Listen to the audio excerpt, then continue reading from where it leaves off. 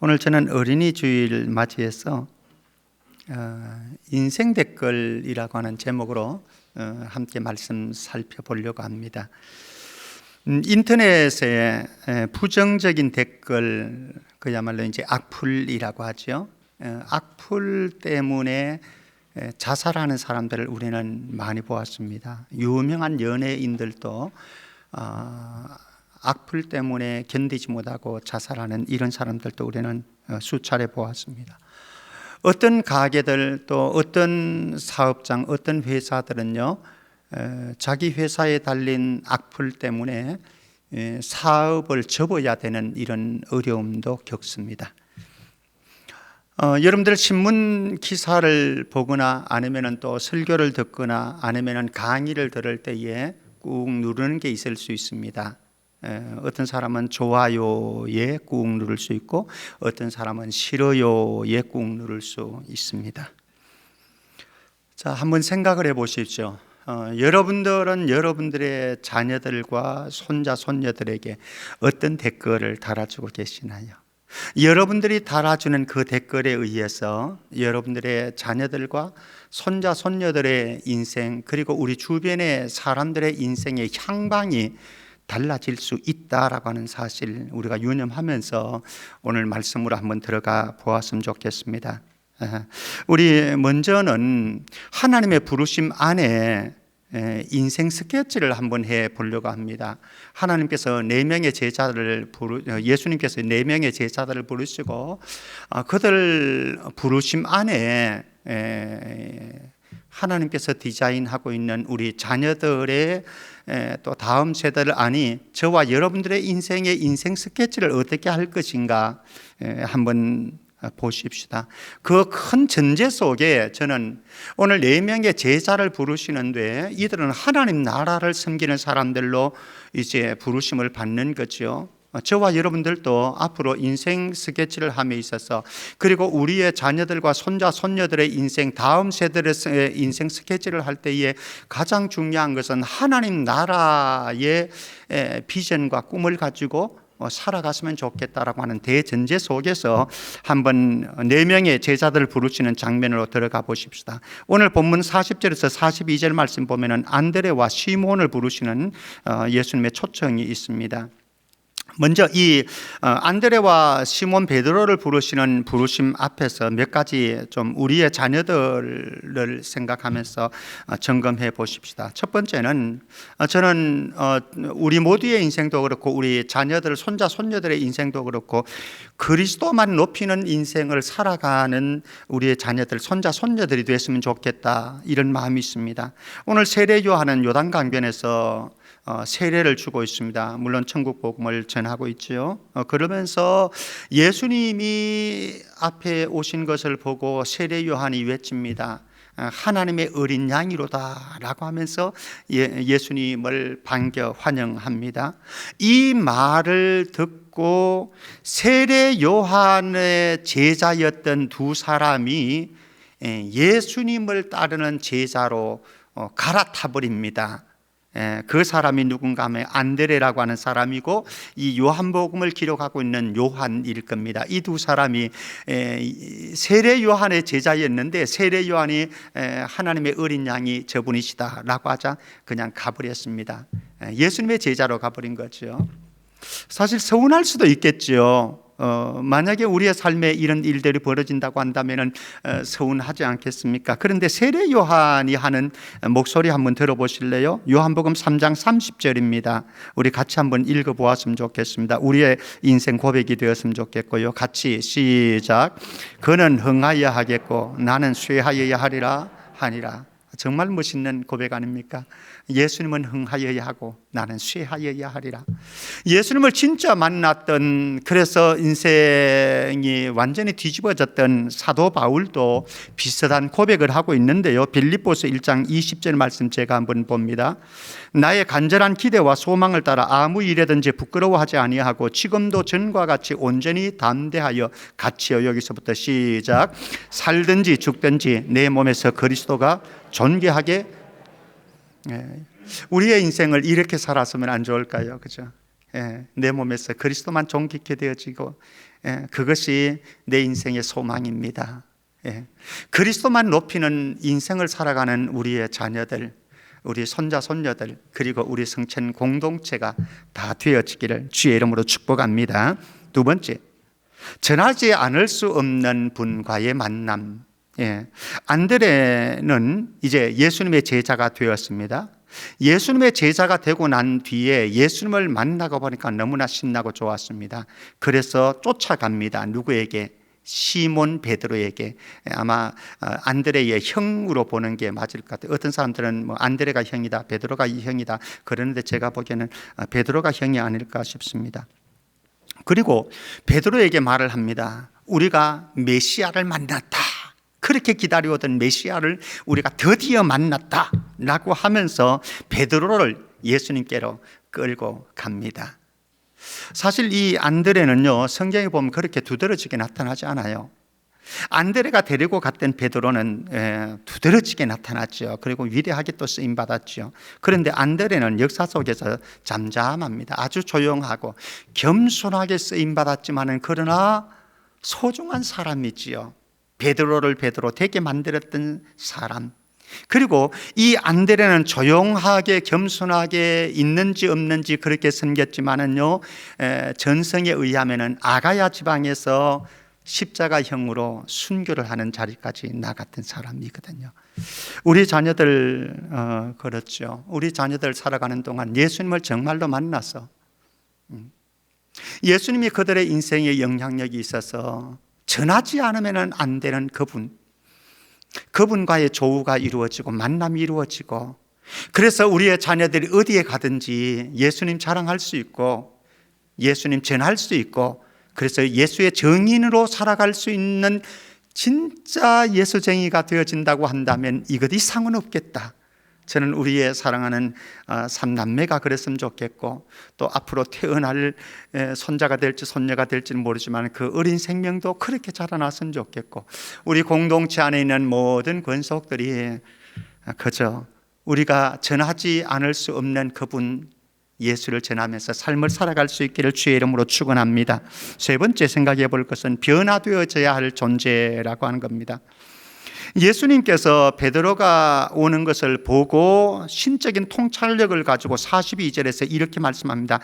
너가 요한의 아들 시몬이니 장차 게바라 하리라. 여기에 예수님께서 세 가지를 아시는 게 있습니다. 첫 번째는 이 예수님에게 다가오고 있는 이 사람이 요한의 아들이다라고 하는 사실을 알았습니다. 어떻게 알겠습니까? 첫 만남인데, 그죠? 알았습니다. 두 번째는 이 사람의 이름이 시몬이라고 하는 것을 알았습니다. 세 번째는 그의 미래를 알았습니다. 장차 게바라 하리라. 예수님이 저와 여러분들을 모르는 것도 없습니다. 다 알고 계십니다. 과거도 알고 계시고요, 현재도 알고 계시고 우리의 장차 미래도 다 알고 계시는 분이십니다. 여기 게바라고 하는 말은요, 아람어입니다. 아람어로 반석, 바위 이런 의미입니다. 요 게바, 아람어 게바를 헬라어로 바꾸면은 헬라어로는 페트로스라고 하는데 베드로라고 우리는 성경에서 그렇게 하죠. 베드로라고 합니다. 베드로도 동일하게 반석, 바위 이런 의미를 갖습니다. 사실 우리는 이 시몬 베드로가 어떤 사람인지 잘 알고 있습니다. 갈릴리 지방에 있는 가난한 어부입니다. 별 볼 일 없는 사람입니다. 그리고 굉장히 다혈질적인 사람입니다. 그리고 성격이 굉장히 급하고 거친 사람인 거죠. 그러나 열정은 있는 사람입니다. 이런 베드로를 예수님은 앞으로 변화시켜 가지고 반석과 같은 존재로 일꾼으로 사용하시겠다, 이렇게 말씀합니다. 그렇습니다. 우리의 사랑하는 아들, 딸들, 그들의 모습이, 그들의 성향이, 그들의 지금 가지고 있는 자원이 어떤지는 모르지만은 예수님 만나서 변화되어져서 모든 우리의 자녀들과 손자, 손녀들이 반석과 같은 존재로 하나님께 쓰임받을 수 있기를 주님의 이름으로 축복합니다. 자, 이제 안드레와 시몬을 부르시는 예수님과의 만남의 장소를 가보았습니다. 이제 또 다른 두 제자를 부르시는 장소로 한번 가보십시다. 빌립과 나다나엘을 이제 43절에서 51절에 부르시는데요. 여기서 몇 가지 우리는 한번 생각해 보려고 합니다. 첫 번째는 나다나엘을 찾아간 빌립을 한번 생각을 해 보십시다. 빌립이 예수님을 만나게 되어집니다. 이 빌립은 안드레와 베드로의 고향과 같은 동향의 같은 고향 베세다 사람입니다. 이 빌립을 예수님께서는 부르셨습니다. 빌립이 예수님을 만나고 나서 그는 또 다른 안드레가 베드로를 찾아갔듯이 이 빌립도 찾아가는 사람이 있었습니다. 그것이 나다나엘이라고 하는 사람입니다. 나다나엘은 아마 본명인 것 같습니다. 그의 그 본명 나다나엘의 이름은 하나님이 주셨다라고 하는 의미를 가지고 있습니다. 하나님이 주셨다. 하나님께서 주셨다. 그런데 그의 별명이 있는데 별명이 성경에서는 오히려 더 나오는 것 같습니다. 바들로메, 예수님의 제자 가운데 한 사람인 바들로메입니다. 바들로메라고 하는 바라고 하는 것은 누구누구의 아들 이런 의미가 있습니다. 그러니까 바들로메라고 하는 이 말은 돌로메의 아들이다 이런 의미를 가지고 있는 것 같습니다. 어쨌든 여기에 빌립은 예수님을 만났고 예수님의 제자가 되었고 그래서 찾아갑니다. 나다나엘을. 아마 빌립의 친구일 것 같습니다. 예수님을 만났던 사람들, 복음을 깨달았던 사람들, 그래서 인생의 변화를 경험했던 사람들 혼자 간직하지 않습니다. 이 예수님을, 이 복음을 혼자 간직할 수 없습니다. 그래서 누군가를 찾아갑니다. 예수가 필요한 사람을, 복음이 필요한 사람을. 우리 사랑하는 아들, 딸들이, 손자, 손녀들이 그들이 있는 그 자리에서 그들 안에 경험되어진 예수님이 너무나 소중해서, 복음이 너무나 소중해서 직장에 가면 직장에서, 학교에 가면 학교에서 숨은 그리스도인으로 살아가는 것이 아니라 예수를 자랑하고 그래서 친구들에게 찾아가서 예수의 복음 전하면서 정말 예수쟁이로 살아가는 그런 우리의 자녀들, 손자, 손녀들이 되기를 축복합니다. 두 번째 생각해 보고 싶은 것, 나다나엘을 한번 보십시다. 나다나엘은요, 빌립이 자기가 메시아인 예수님을 만났다라고 이렇게 얘기하니까요, 나다나엘이 반응을 일으킵니다. 46절에 보면 뭐라고 반응을 일으키는가 하면 나사렛에서 무슨 선한 것이 나올 수 있느냐. 우리 너무나 잘 아는 문구 아닙니까? 나사렛에서 무슨 선한 것이 나올 수 있겠느냐. 예수님 나사렛 출신인 줄 알고 그렇게 이야기를 하는 거예요. 사실 나사렛이라고 하는 이 마을은요, 갈릴리 지방의 아주 작은 마을이에요. 그리고 갈릴리라고 하는 이 지역 자체가요, 정통 유대인들의 관점에서는요, 이방인들과 혼혈이 되어졌기 때문에 이방 땅처럼 취급을 해버립니다. 무시해버리는 변방 지역인 거죠. 정치인들이 관심도 가지지 않는 그런 지역이 바로 이 갈릴리 지역 나사렛. 그러니까 나사렛 사람인 예수님이 메시아라고 그러니까 이 나다나엘 입장은 기가 막힌 거예요. 그래서 나사렛에서 무슨 선한 것이 나올 수 있겠느냐라고 이렇게 회의적인 부정적인 반응을 일으키는데, 근데 이 회의적인 사람, 부정적인 사람이었지만 예수님을 만나니 이 사람도 변화되어지더라. 우리의 자녀들이 어떤 모습인지 모릅니다. 그러나 우리의 자녀들이, 손자, 손녀들이, 아니 저와 여러분들이 예수님을 만나면 그 안에 변화가 일어나는 줄 믿습니다. 그래서 지금 우리가 존재하는 것 아니겠습니까? 예수 안 만났으면 어떻게 되어질지 모르는 저와 여러분들이, 우리 자녀들, 손자, 손녀들도 예수님을 만나서 회의적이고 부정적인 사람이지만은 그들의 인생에 꽃이 활짝 피어지는 그런 은혜가 있기를 축복합니다. 이제 세 번째 살펴보고 싶은 것은 경건한 열망이 우리 자녀들에게 일어났으면 좋겠다. 여기 빌립이 나다나엘에게 요청을 합니다. 한번 와서 만나봐라, 와서 보라. 아주 간단한 전도의 메시지였습니다. 나다나엘은 그 말을 듣고 이제 빌립을 따라갔습니다. 예수님께서 저쪽에 오고 있는 나다나엘을 보셨습니다. 그리고 나다나엘을 가리켜서 말씀합니다. 47절 말씀 보면요, 보라, 나다나엘이 이렇게 말하면, 보라, 이는 참으로 이스라엘 사람이라 그 속에 간사한 것이 없도다.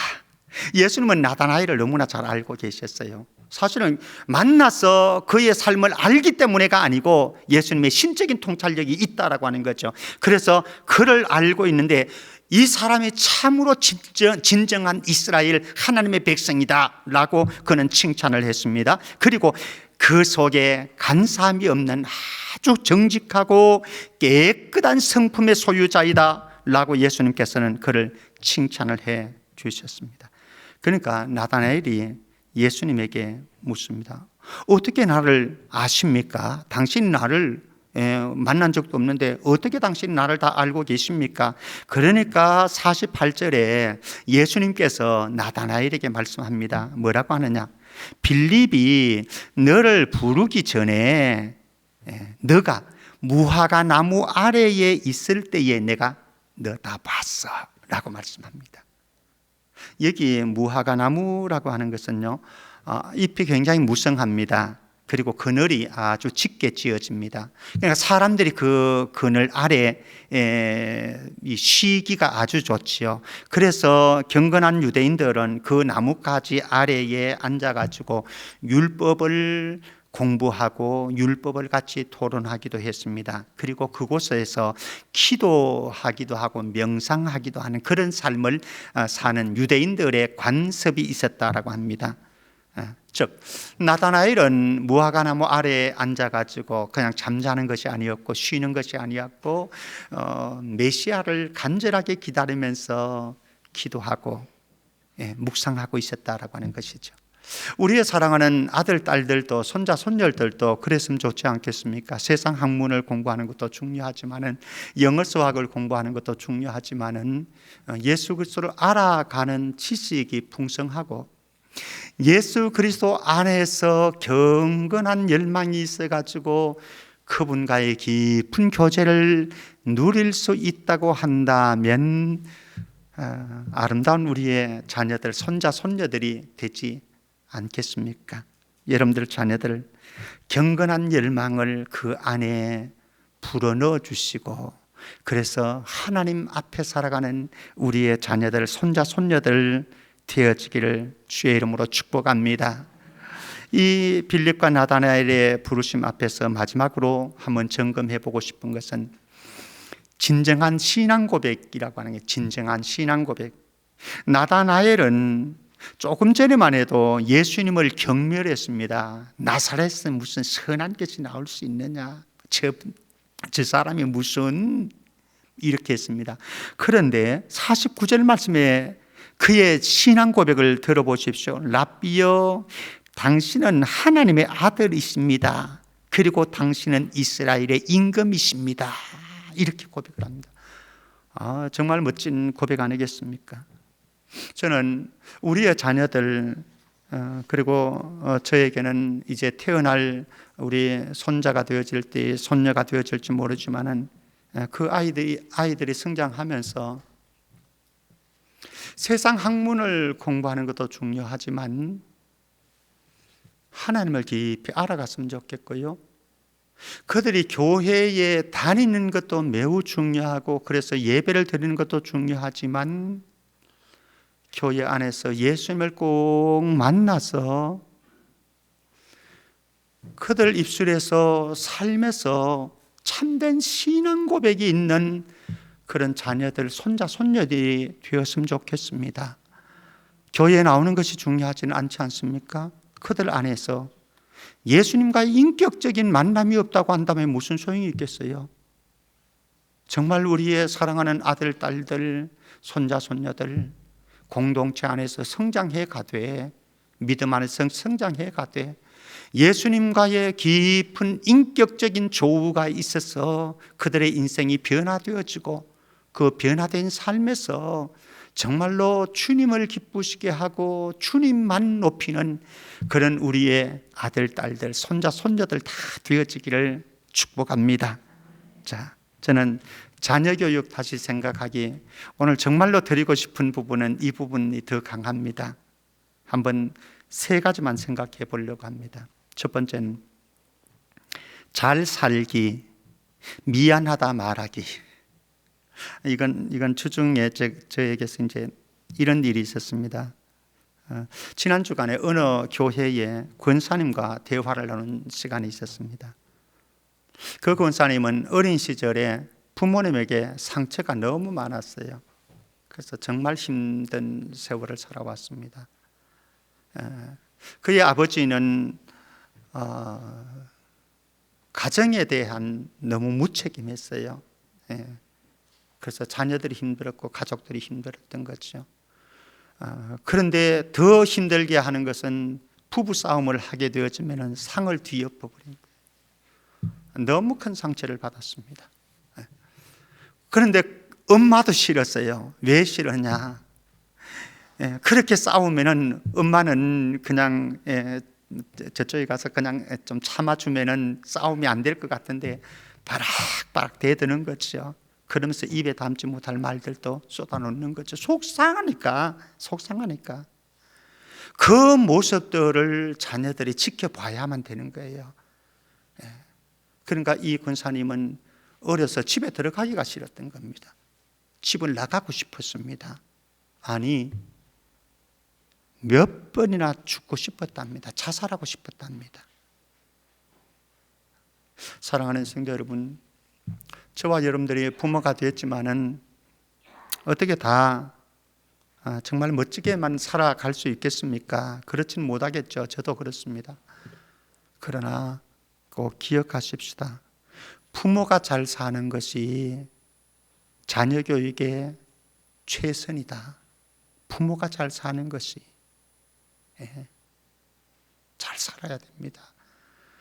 상처 주지 말고요. 자녀들의 그 마음의 밭을 망가뜨리지 말고요.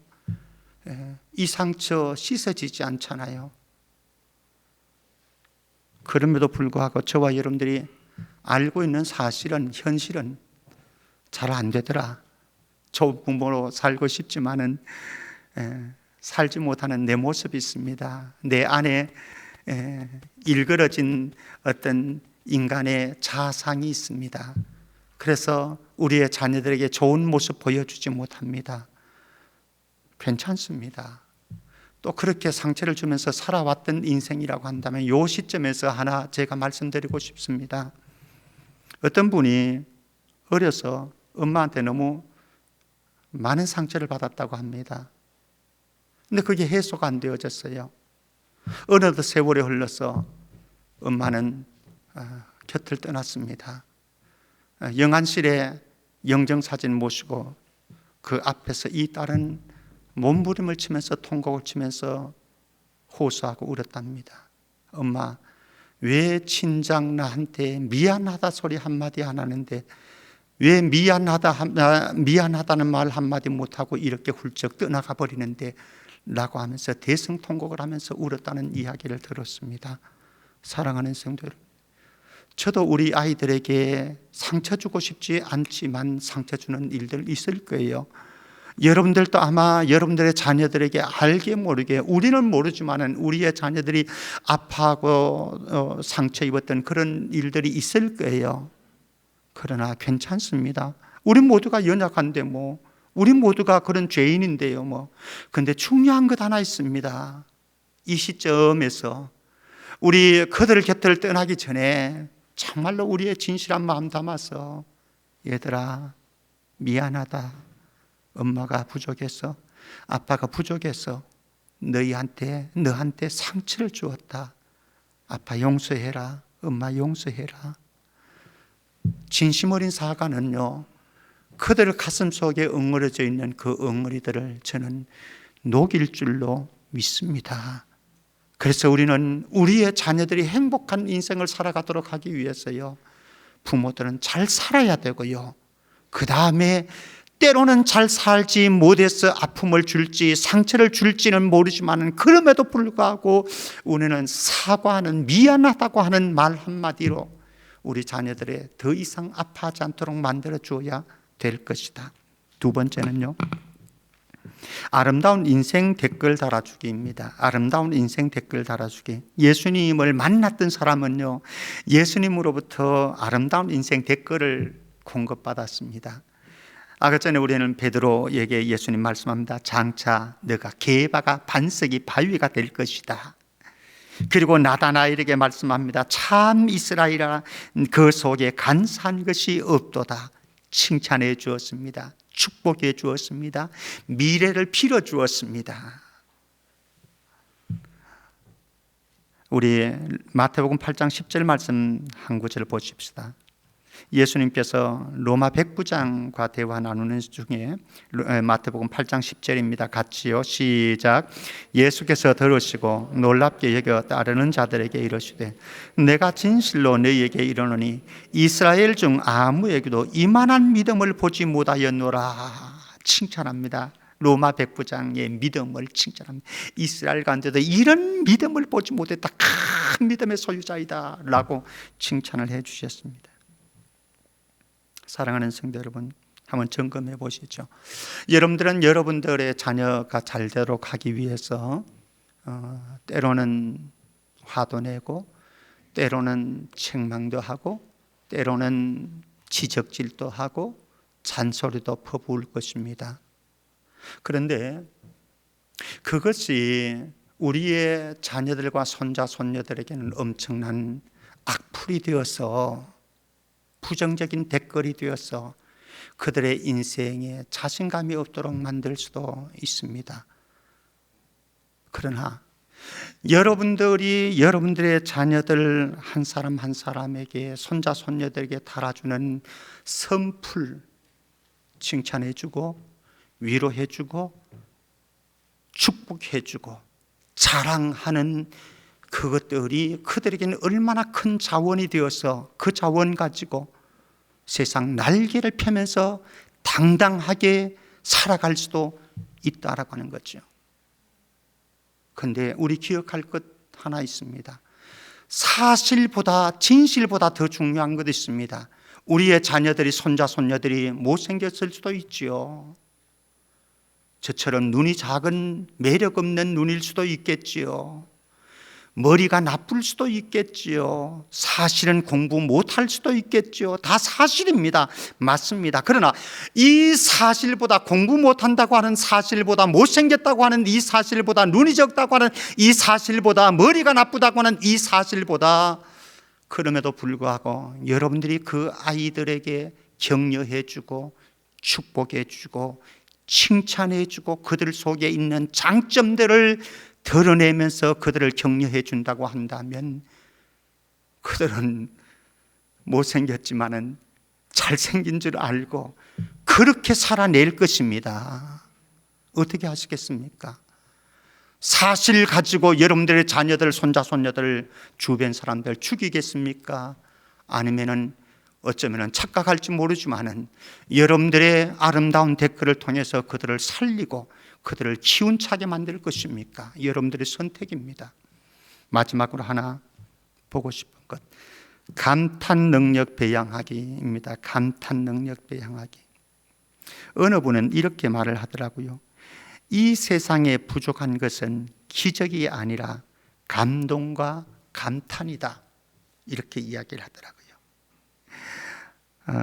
천지 만물을 창조하시고 하나님께서는 창세기 1장 31절에 이렇게 말씀합니다. 하나님이 지으신 그 모든 것을 보시니 보시기에 심히 좋았더라. 감탄하시는 하나님, 창조자는. 아담이 하나님 만드신 하와를 보면서 첫눈에 이렇게 말을 합니다. 창세기 2장 23절 말씀 보면 아담이 이르되 이는 내 뼈 중에 뼈요 살 중에 살이라. 저도 이 문구 많이 이용해 먹습니다. 연애 편지 쓸 때마다 이 말 인용하면서 했습니다. 여러분들 주변의 사람들에게 여러분들의 감탄을 표해 보십시오. 사회심리학 신학자들은 그렇게 이야기를 합니다. 갓 태어난 아기가 건강하게 성장하는 요인 가운데 하나, 많은 요인이 있겠지만 그 가운데 하나는 부모의 감탄 능력이다. 부모의 감탄 능력이다. 예. 아이들을 바라보면서 와, 너무 잘했어.